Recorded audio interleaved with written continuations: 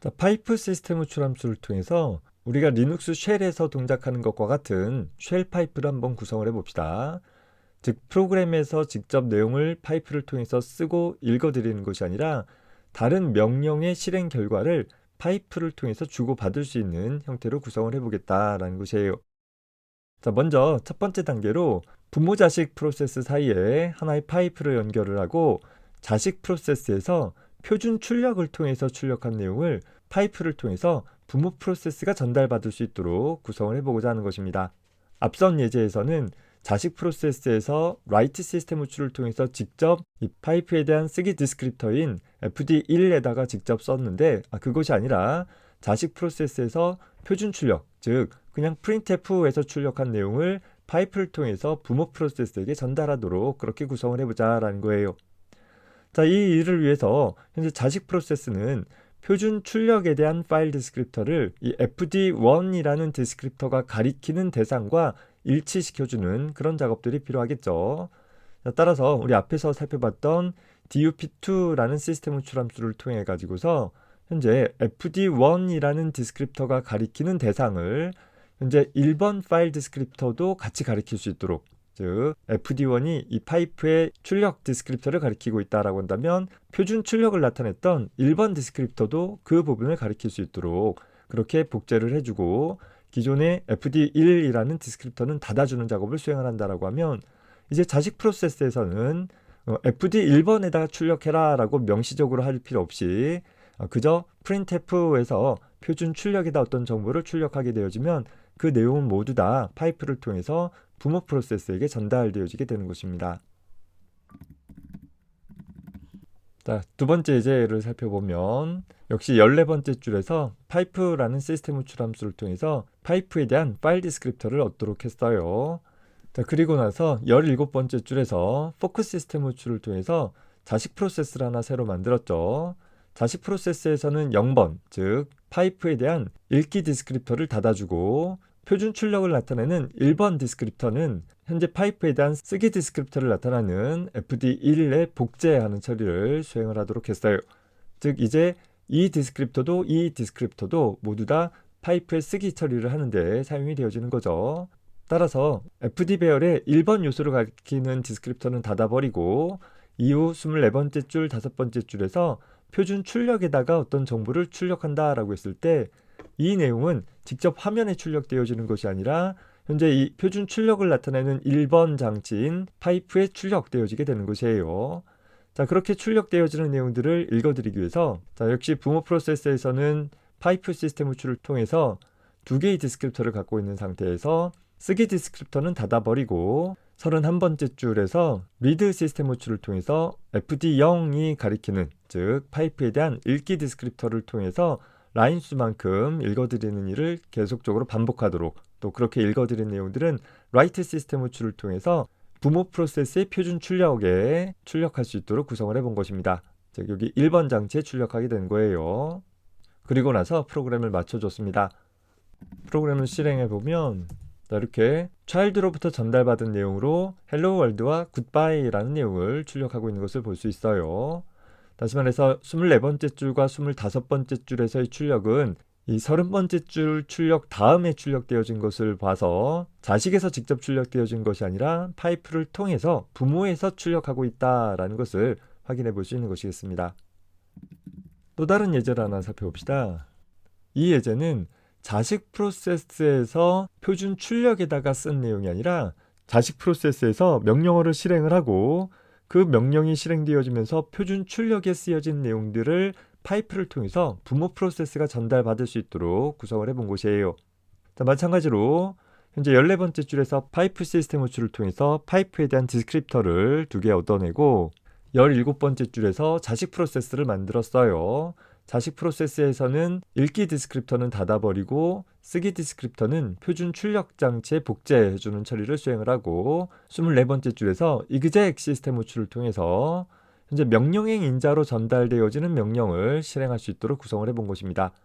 즉, 이 프로그램을 수행을 하면서 명령행 인자로 지정되어지는 명령을 자식 프로세스에서 실행을 하게 될 것이고 그 실행 시 표준 출력에 어떤 정보가 쓰여지게 되어지면 현재 자식 프로세스에서의 표준 출력은 표준 출력 디스크립터인 1번은 현재 파이프를 가리키고 있기 때문에 이 프로그램의 수행 결과가 파이프에 쓰여지게 되는 그런 효과를 갖게 되어지는 것이에요.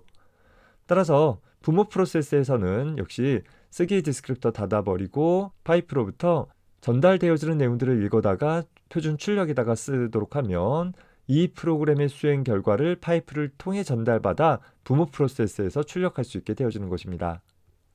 따라서 프로그램을 수행을 하면서 예를 들어 pwd라는 명령을 실행하도록 한다라고 하면 자식 프로세스에서 pwd라는 명령을 수행을 하고 그 결과를 표준 출력에 쓴 것을 파이프를 통해서 부모 프로세스가 전달받아서 다음과 같은 형식으로 출력을 해주게 된 것입니다.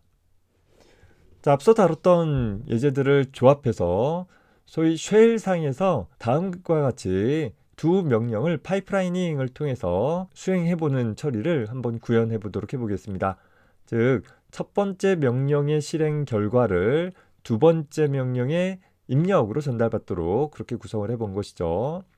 따라서 부모 자식 프로세스 간에 하나의 파이프를 통해 정보를 전달받을 수 있는 통로를 마련해주고 자식 프로세스는 표준 출력으로 쓴 내용을 부모 프로세스는 표준 입력으로 전달받을 수 있도록 그렇게 구성을 해보고자 하는 것입니다. 코드를 보면 각각 읽기 쓰기 디스크립터를 명료하게 나타나기 위해서 0, 1이라는 기호상 수값을 정의를 해봤어요. 뭐 꼭 정의해야 되는 건 아니지만 숫자들이 많이 나타나니까 좀 헷갈릴 수 있어서 명료하게 표현할 수 있도록 정의를 해놓은 것입니다.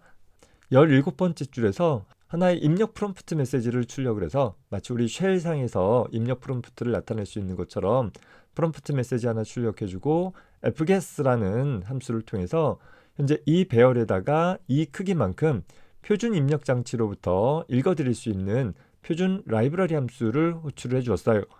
배열의 크기가 무한정 큰 것이 아니기 때문에 배열의 크기를 넘지 않는 개수만큼 읽어드릴 수 있도록 하나의 문자열로 읽어드릴 수 있도록 fgets라는 함수를 사용을 해본 것입니다.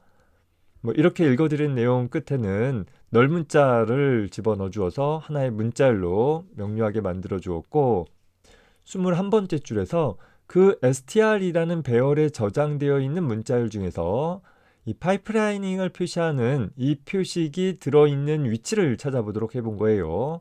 이 문자가 나타나는 위치가 없으면 널 값이 반환되어지기 때문에 널 값이 반환됐다라고 하면 파이프가 사용되어지지 않은 경우가 되겠죠. 반대로 널 값이 아니다라고 한다면 이 문자가 이 문자 배열 안에 나타난다라는 의미가 되어져서 파이프라이닝을 사용한다라는 의미로 해석할 수 있는 것이고 따라서 strtok라는 문자열 처리 라이브러리 함수를 통해서 현재 이 파이프 기호를 기반으로 해서 파이프 기호 전까지 한 덩어리의 토큰으로 분리하고 이후 파이프 기호 이후에 있는 내용들을 다시 두 번째 토큰으로 분리해 가지고서 각각 cmd1, 2라는 포인터 변수가 가리킬 수 있도록 구성을 해본 거예요. 즉 str이라는 배열상에 파이프라는 기호를 기반으로 해서 그 앞쪽 명령어와 뒤쪽 명령어를 각각 cmd1, 2라는 포인터가 가리키고 있는 상황인 것이죠. 자, 이 상태에서 27번째 줄에서 파이프라는 시스템 호출 함수를 통해 가지고서 파이프에 대한 디스크립터를 얻게 되어지고 이후 30번째 줄에서 자식 프로세스를 만들고 자식 프로세스 쪽에서는 읽기 디스크립터를 닫아버리고 쓰기 디스크립터를 표준 출력에 복제한 후에 쓰기 디스크립터도 닫아주었어요. 따라서 이후 표준 출력에 출력되어지는 모든 내용들은 파이프를 통해서 전달되어지게 되겠죠. 따라서 37번째 줄에서 exec 시스템 호출을 하기를 현재 cmd1이라는 즉 우리 파이프 기호 앞쪽으로 분리되어진 그 명령어를 실행하도록 구성을 해본 것입니다. exec lp 되어 있으니까 현재 명령어들을 일일이 나열하는 그런 형태로 함수를 호출하면 되는 것이겠죠. 또 특히 첫 번째 인수로는 명령어의 이름만 지정하고 그 명령어는 패스 환경 변수를 통해서 자동으로 검색해서 실행이 되어질 것입니다. 자, 이때 부모 프로세스에서는 쓰기 디스크립터를 닫아버리고 역시 표준 입력에 대한 디스크립터를 읽기 디스크립터에 복제를 해주었어요. 그리고 읽기 디스크립터를 닫아주었기 때문에 부모 프로세스는 표준 입력으로부터 읽어드리는 행위를 수행을 한다라고 하면 키보드로부터 입력되어지는 것이 아니라 파이프로부터 전달되어지는 데이터들을 입력받을 수 있게 그렇게 구성이 되어진 것입니다. 따라서 46번째 줄에서 역시 exec 호출을 하기를 사용자로부터 입력받은 문자열에서 분리되어진 두 번째 명령어를 exec 시스템 호출을 통해서 실행을 해주게 되어진 것이에요. 즉, 이 명령이 실행되었을 때는 파이프로부터 입력값을 전달받아서 실행되어지는 상황이 되는 것이겠죠. 따라서 프로그램을 실행하기를 shell pipe라는 프로그램을 수행을 하면 이렇게 프롬프트 메시지가 하나 출력이 되어져요. 이 상태에서 우리가 명령 실행하기를 lswc라고 명령하면 ls라는 명령의 수행 결과를 wc라는 프로그램의 입력으로 전달해 주게 되어지는 것이겠죠. 그래서 다음과 같이 현재 ls 수행 결과에 대해서 단어 수나 라인 수 같은 것들을 출력할 수 있도록 구성을 해본 것입니다. 현재 쉘 파이프에서는 이렇게 명령의 인자 값이 지정되었을 때 제대로 해석하지 못하니까 그 점 염두에 두어서 실행을 해보기 바랍니다. 만약에 그런 명령의 인자들을 전달받고자 한다라고 하면 이 exec 호출할 때 명령의 인수들도 전달받을 수 있도록 이 부분들을 좀 수정해줘야 하는 일들이 필요할 것입니다. 자, 이번 강의에서는 쉘 파이프, 즉 리눅스 쉘 상에서 파이프를 처리하는 방식을 직접 내 프로그램에서 동작할 수 있도록 구현을 해본 것이에요. 부모 자식 프로세스를 두고 파이프를 통해 정보를 전달하도록 하되 현재 부모 자식 간에서 수행 중인 프로그램들이 한쪽 프로세스에서 수행되어진 결과를 표준 출력으로 내보내고 그걸 파이프를 통해서 다른 프로세스의 표준 입력으로 전달해주는 방법은 어떻게 구성하는지에 대한 얘기를 다뤄본 것입니다. 우리가 나만의 쉘을 만든다라고 했을 때 내 쉘 상에서 파이프를 지원한다라고 한다면 바로 이 강의에서 다룬 내용들을 적용을 해주면 될 것입니다. 잘 정리해 두기 바랍니다.